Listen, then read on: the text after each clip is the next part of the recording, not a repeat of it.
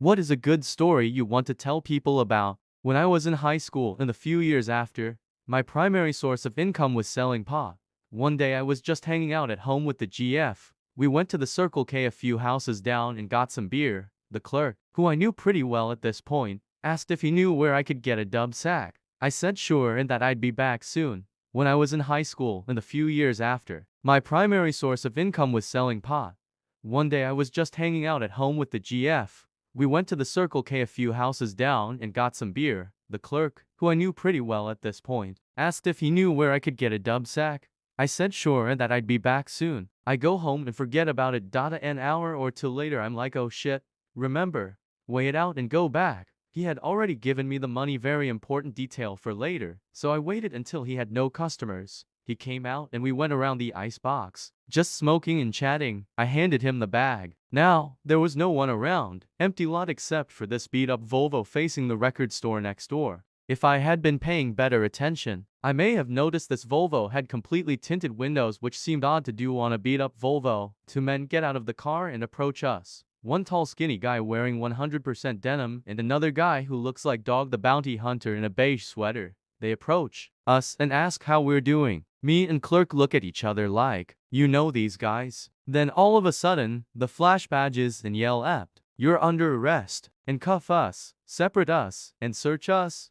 Beige dog goes through my texts, finds a couple dubious ones, a few crumpled up 20s, starts trying to get me to admit to doing a lot of business today, blah blah. Then they surprise me by walking me and my girlfriend back to my porch, saying they've seen me come and go quite a bit and just want to make sure you don't have a pound of heroin in there, and they'll just charge me with a misdemeanor. Otherwise, it will be jail and a felony.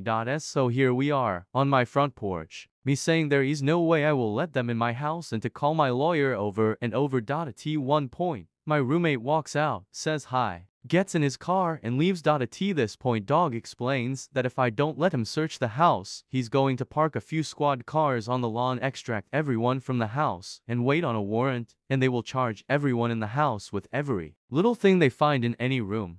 Now I know this is not legal. Then, I was just scared. My roommate that had just left was a total nerd with a great job. Straight edge, rarely drank and never smoked or anything at all. I was terrified of him losing his job. Unfortunately for me, I had just had an opportunity to get a quap of mushrooms at a steal of a deal. My area was super dried up on mushrooms at the time, so I asked around and basically had all my deals set before I got it.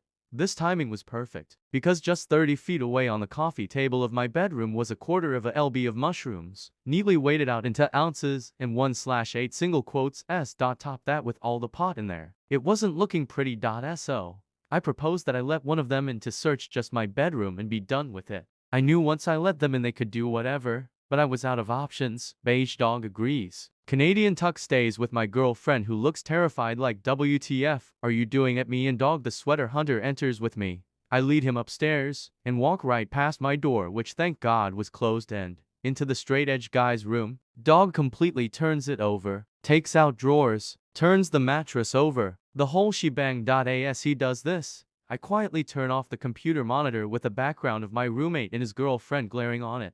Guy finds nothing, sticks with his agreement, and walks me and my shit-eating grin back downstairs. My GF, probably assuming I'm going to prison for many years, is looking like she's about to die, but I'm just grinning. Guy still charged me with a felony. Then they leave. Long story short, paid a lot for a great Eddie who was friends with the prosecutor. Since no money was seen to be exchanged, the charge was knocked down to deliverance of marijuana. The prosecutor recommended the minimum sentence. I paid a $121.0 fine, did 80 hours of community center at a local music venue, saw a ton of shows for free, and retired from selling.